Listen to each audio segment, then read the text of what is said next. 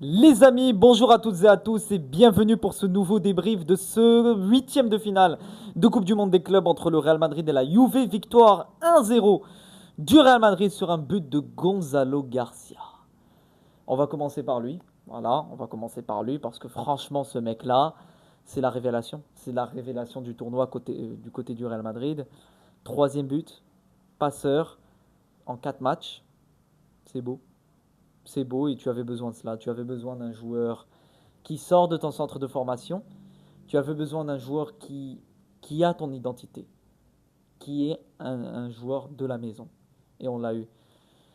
Ce mec est extraordinaire, surtout qu'il a un profil de jeu qui te manquait, que justement tu devais aller chercher un joueur numéro 9 de ce profil. La preuve, le Real Madrid était sur un profil du genre Boudimir, etc. Voilà, je voyais les rumeurs tourner. Mais là, il faut arrêter tout. Arrêtez tout. Arrêtez la recherche, arrêtez les prospections, arrêtez. Voilà, ton numéro 9. Et en plus, cerise sur le gâteau, il a un profil à la Benzema. Un profil qui distribue. Un profil généreux pour son effectif, pour son collectif. Un profil bon de la tête. Tu avais besoin de cela également l'année dernière. Tu l'as maintenant. Bref, ce joueur est exceptionnel.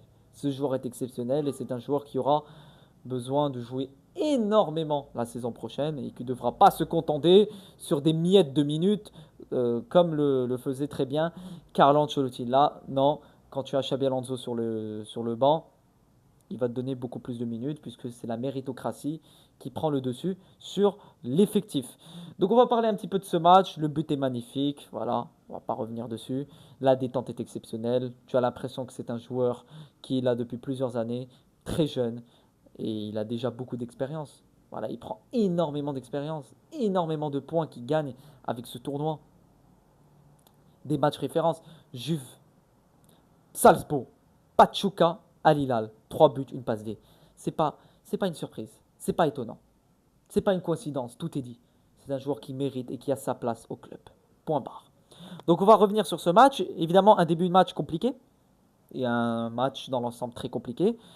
Néanmoins, deux équipes qui ont amené beaucoup d'intensité, surtout en première mi-temps où j'ai vu deux équipes qui amenaient de l'intensité, de l'énergie sur le terrain. Tu avais des joueurs qui avaient envie de donner. Tu avais une équipe de la Juve qui s'est créé pas mal d'occasions également en première mi-temps, avec ce ballon de Colomboigny qui rate encore un face-à-face face au gardien. Décidément, il doit se manger les doigts après ce face-à-face raté en finale de Coupe du Monde. Il te rate encore des face-à-face. Franchement, à sa place, ça aurait été compliqué. Donc tu as eu un Real Madrid qui a essayé de mettre en place son jeu, mais ça a été plus compliqué que prévu, puisque tu as eu une équipe de la Juve qui t'a fait un peu déjouer, j'ai envie de dire. Tu as eu un milieu de terrain, Güler, Chouameni, Valverde. Güler, toujours aussi créatif. C'est un joueur qui t'apporte offensivement, qui t'apporte dans la créativité, dans la vision. C'est un joueur exceptionnel. C'est un joyau, un diamant brut, et tu devras le bonifier au maximum la saison prochaine. Et c'est pour moi, je le mets dans le top 3 des joueurs qui seront sous Xabi Alonso, transformés et améliorés. J'ai hâte de voir la transformation Arda Güler sous Xabi Alonso. Valverde, pour moi, c'est l'incarnation du Real. Je ne vois pas un Real Madrid sans Fede Valverde. Pour moi, tu perds Valverde, tu perds 80% de ton effectif. C'est un joueur qui t'apporte tellement d'énergie au milieu de terrain, mais au-delà de l'énergie, c'est un joueur qui te casse les lignes, qui explose, qui perce. Il est là partout. Il va te faire le sale boulot défensivement, il va te faire le bon boulot offensivement. C'est un mec complet, il sait tout faire. Il sait tout faire. Mais le plus inquiétant dans cette histoire-là, c'est qu'il joue beaucoup trop. Et je pense qu'il lui faudra un petit peu de repos. Parce que si tu ne le fais pas tourner, une grosse blessure pourra le tuer pendant de très très longs mois et ça sera compliqué pour lui de revenir.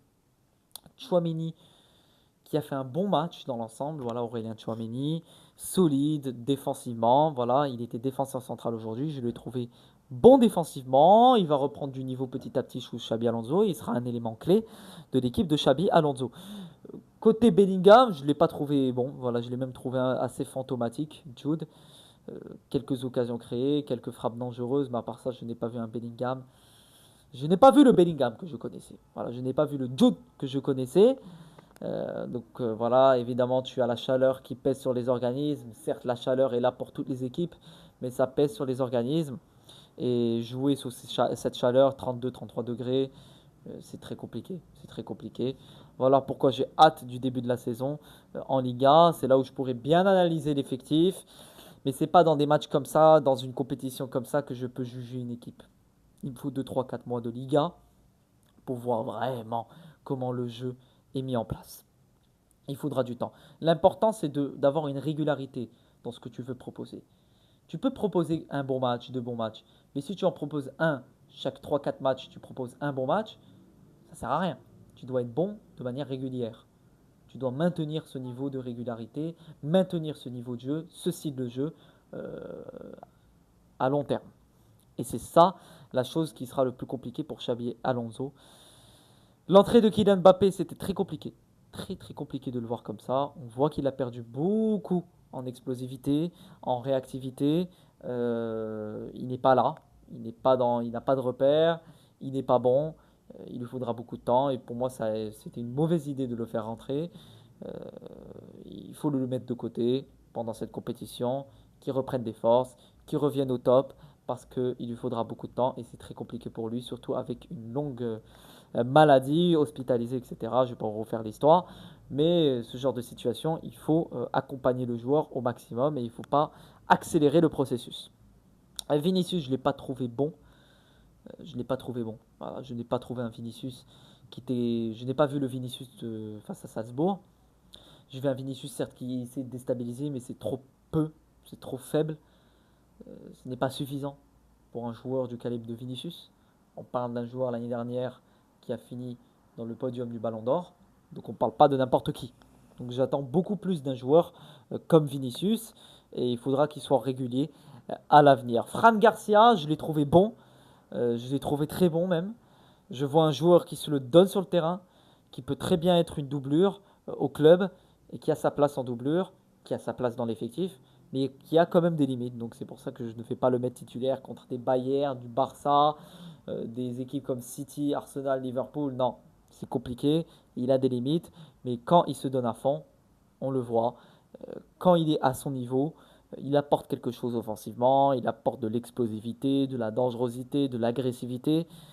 Et c'est de ça que tu as besoin au Real Madrid. Trent Alexander-Arnold, très belle passe pour Gonzalo Garcia. Néanmoins, je le trouve un Alexander-Arnold un peu trop bridé, limité sur le terrain. Je pense qu'il lui faudra de l'adaptation au fur et à mesure.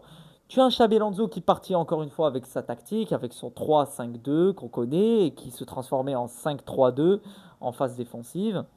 Le problème d'aujourd'hui, c'est que tu n'as pas eu une équipe qui crée des séquences de jeu, qui crée de réelles actions de jeu bien travaillées et bien collectives. Aujourd'hui, tu as plus misé sur les individualités, c'est ça le problème. Quand tu mises sur les individualités, tu auras certaines qui brilleront, mais certaines qui ne brilleront pas. Alors que quand tu as ton collectif qui est bien huilé, qui fonctionne bien, bah, tu auras tous les joueurs qui fonctionneront bien. La preuve face à Salzbourg, tu as une victoire collective. Tu n'as aucun joueur qui a été décevant. Tout l'effectif a été très bon. Tout l'effectif a été très bon. C'est pour ça que je pense que voilà, c'est à l'avenir qu'on verra un collectif bien huilé. C'est là où on pourra voir le travail de Xabi Alonso, mais il est encore trop tôt pour juger le travail de Xabi Alonso. Pour ce qui est de Antonio Rudiger, défensivement, je trouve un joueur un peu trop instable, qui est maladroit et qui peut vraiment te tuer ton match en quelques minutes sur une passe ratée, sur une mauvaise décision. Le mec, hormis des passes en retrait, hormis des passes à l'arrière, ce n'est pas le genre de défenseur qui va te créer des actions, qui va t'apporter quelque chose offensivement ou vers l'avant, contrairement à Hussein.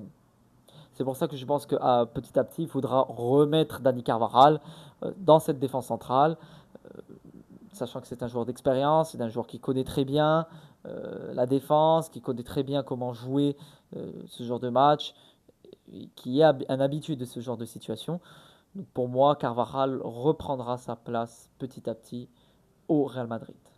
Néanmoins, tu as eu quand même une belle équipe de la Juve qui s'est battue jusqu'au bout, un très bon gardien de la Juve qui m'a franchement dégoûté parce que tu as eu quand même pas mal d'actions de jeu, mais c'est surtout le gardien en face qui était bon, qui t'a sorti de belles parades et qui t'a dégoûté au final. Donc voilà, le match pouvait se finir 2-3-0 facile, mais tu as eu un gardien en face de toi qui était très bon. Donc voilà pour ce match, les gars. Franchement, c'était pas le meilleur match. On va en quart de finale. Voilà, on va en quart de finale, step by step. On va retrouver le Borussia Dortmund nous montrer. Donc le match se jouera à 2 heures du matin. Donc l'équipe mexicaine de Sergio Ramos. Petit pronostic, voilà, je miserai un peu plus sur l'équipe mexicaine de Ramos. Je sais pas, parce qu'ils ont fait un bon début de tournoi. Donc on verra qui retrouvera le Real Madrid en quart de finale. En tout cas, voilà pour ce match. Je pense avoir fait le tour.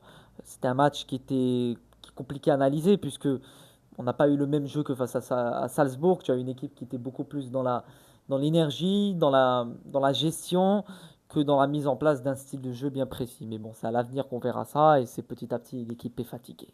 L'équipe est fatiguée. On se retrouve la saison prochaine. On se retrouve la semaine prochaine pour le débrief de ce quart de finale de Coupe du Monde des clubs. Prenez soin de vous et à la Madrid. Inadamas!